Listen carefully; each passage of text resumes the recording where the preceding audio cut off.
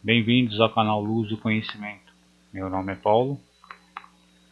Estamos narrando o épico Bhagavad Gita. Tínhamos parado no capítulo anterior, no 17º canto, no verso 3.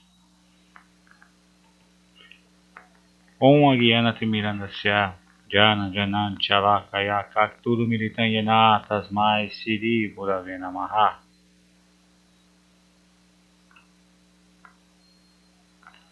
Então, vamos continuar aqui. No 3, Krishna diz: Ó Bharata, a shirada de cada pessoa é de acordo com sua constituição. O homem é o produto de sua shirada. Ele reflete a sua shirada.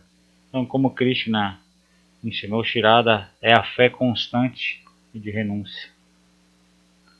Então, os homens, de acordo com suas atividades espirituais, materiais, sentimentais e todos os seres também, eles são de acordo com sua classe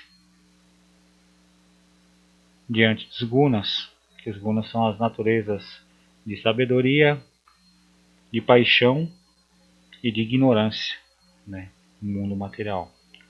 Então, continuando no verso 4. Os homens sáttvicos adoram aos devas, os seres celestiais. Os jasásicos aos yakashas e rikshasas, seres com poderes sobrenaturais. Os tamásicos aos espíritos e aos elementos.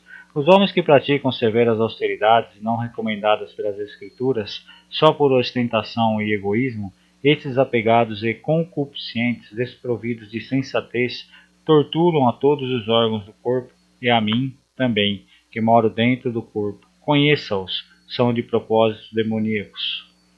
Então nós estamos aqui narrando o Bhagavad Gita. Muitos escutam, alguns com a intenção de ser devoto, alguns com a intenção de ser conhecedores da verdade, e outro para ver se, né, por estar dentro dos ditos védicos, da filosofia de Deus, conseguem colocar, atrair para a sua vida propósitos materiais. Então Krishna fala: esses que assim o fazem, mesmo que se colocam em atitudes como austeridades, né, rígidas, como muitos ascetas, mas buscando o que? Buscando evolução material, eles estão maltratando o corpo. Se tornam vegetariano, né, um exemplo, se tornam vegetariano para conquistar riquezas, poderes, estão maltratando o corpo, fazem diversos tipos de cultos, adorações, práticas de yogas, né, de exercícios, de abstenções de alimentos, de água, né, torturam o corpo para quê? Para chegar a Deus. Então, Krishna fala: conheçam, são de propósitos demoníacos, porque não são ações devidamente respeitadas nas escrituras, porque as escrituras são para se elevar à consciência. Então, os Vedas ou qualquer outro tipo de escritura, a Dhammapada, do budismo, a Torá, né, a Bíblia do cristianismo, é para se elevar espiritualmente, conhecer a suprema verdade e nela se instalar. Esse é o propósito da escritura. Ao contrário disso, os propósitos são demoníacos, afirma Krishna. Continuando no verso 7. Também é tríplice sua alimentação, cultos, caridades e austeridades. Ouve de mim quais são suas diferenças. Os sátvicos gostam dos alimentos que aumentam a vitalidade, energia, força, saúde, felicidade, apetite e que são saborosos, oleaginosos, que sustentam e são agradáveis. Os alimentos preferidos pelos rajásicos são os amargos, ácidos, salgados, muito quentes, picantes, secos e ardentes, os que produzem pesar, sofrimento e enfermidade. Os alimentos preferidos pelos tamásicos são os inossossos, quase decompostos, mal cheirosos, restos do dia anterior, comida fria e alimentos impuros. O Yagnan sátivico é feito segundo o mandamento, concentrando-se no culto, só pelo culto, por homens que não desejam o resultado. Ó tu, o melhor dos Bharatas, O Yagna rajásico é feito por ostentação e desejando os frutos, o mérito. O Yagna tamásico é feito contra os mandamentos, sem fé, sem os mantras, que são fórmulas religiosas, sem repartir alimentos, né, aos pobres e sem oferecer seu óbolo, né, aos sacerdotes. A austeridade corpórea consiste na adoração dos devas, dos brahmins, dos preceptores espirituais e dos sábios, na pureza, retidão, continência e em não ferir a ninguém. A austeridade verbal consiste em falar claramente, que não produz nenhuma preocupação na veracidade, no modo agradável e benéfico de falar e na leitura diária dos textos sagrados. A austeridade mental consiste na serenidade, piedade, silêncio, autocontrole e pureza de coração. Essa tríplice austeridade, praticada com fé pelo homem que não deseja mérito, é considerada como sática.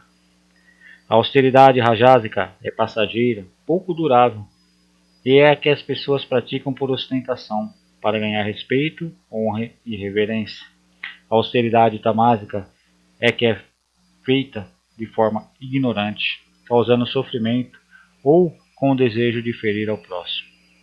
A caridade sática se faz como um dever, sem a ideia de retribuição, no devido momento e lugar, a uma pessoa que a merece.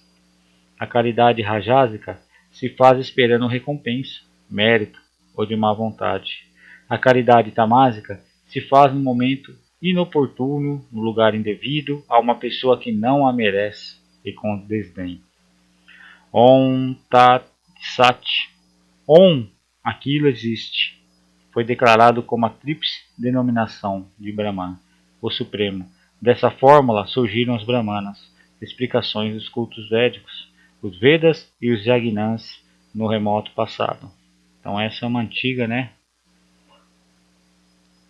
fórmula mântrica, Om Tat Sat. Os sábios costumam dizer isso ao iniciar boas ações, orações, cultos, Por isso os que seguem os mandamentos védicos pronunciam Om antes de começar seus yagnas, caridades e austeridades.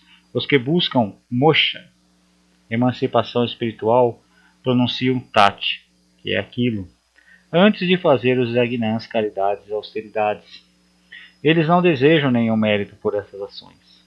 A palavra Sat, ó parta, é usada no sentido da realidade, da bondade e também para os atos auspiciosos. Também se pronuncia a palavra Sat para lograr constância no yagna, nas austeridades, na caridade e em todos os atos feitos indiretamente para o Senhor. Qualquer ato, ó parta, seja o yagna, a caridade ou a austeridade, se é feito sem shirada, a fé, é considerado como asat, inexistente, ou que não foi corretamente feito, e não dá fruto, nem aqui, nem no além. Assim disse Cristo. Está terminado o 17º canto do Bhagavad Gita, as 3 classes de shiradas, de como é a fé nos seres humanos. Então aqui foi descrito por Krishna todas elas, tanto como as pessoas de natureza sátrica, tamásica e rajásica, e modos de sabedoria, de paixão material e de ignorância.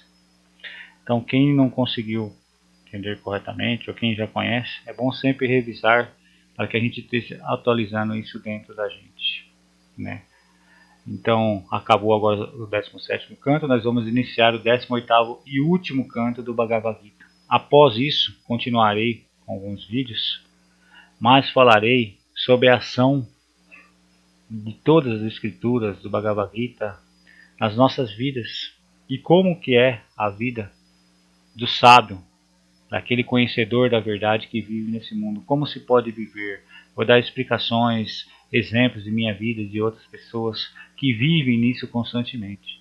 E as possíveis quedas que também acontecem também. Então, obrigado por assistir a esse vídeo. Esperamos vocês no próximo.